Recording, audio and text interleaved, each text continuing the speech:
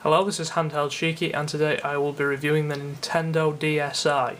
I realise that this review is somewhat out of date in 2012, but for the sake of comparison with the 3DS and PlayStation Vita, I feel I should review it anyway. Let's begin by discussing the build quality, which Nintendo are rightfully regarded as masters of. In my opinion, the DSi is their best work. It has absolutely brilliant quality plastics with a nice matte finish.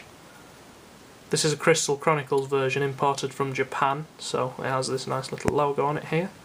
Camera down there in the corner, and absolutely no flex or bend in the unit whatsoever. It feels like you could throw it against a wall, frankly, and it would still work perfectly. On the bottom, headphone jack. On the side, stylus slot and SD card slot. On the back, lanyard slot with Colonel Roy Mustang in it.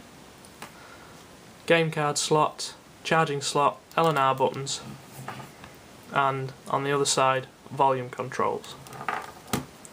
If we open up the device, you can have a look at A, B, Y and X, as is normal on Nintendo machines.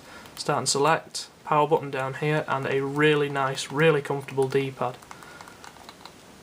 The controls of the DSi in general are actually really nice. Big comfortable buttons, comfortable D-pad, and everything spaced well and laid out well. This is as opposed to its successor, the 3DS, which will force you to adopt a claw, rather like the PSP does. But yeah, let's turn on the machine. I should note that this is a Japanese model, so everything is in Japanese and I can't change it. I can't understand a word of it either, so don't worry. This is the user interface of the DSi, similar to the 3DS's, and actually a little better because it's easier to customise. You only have to press up on your D-pad to move things about. Yeah, but overall I'm not keen on it, as you heard in my 3DS review. It's not great. If you could download a lot of eShop games, which I don't because I'm not Japanese, then you're going to have a difficult time navigating it. It's going to take you forever to find the game you want to play, frankly, and by then you'll probably died of old age.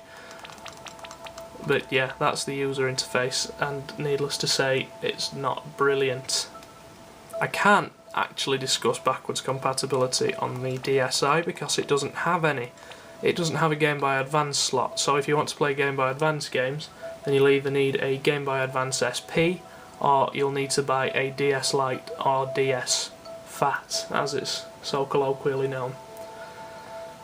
Let's have a quick look at a DS game then. I'm going to turn on Pokemon Soul Silver for the sake of comparison to the same game playing on the 3DS.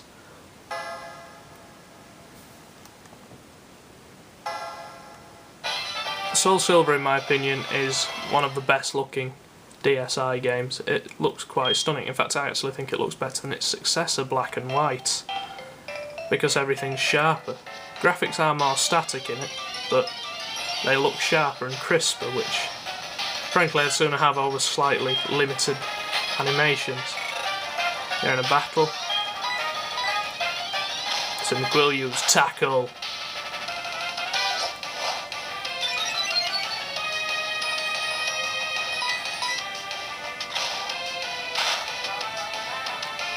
Right, that's enough of that.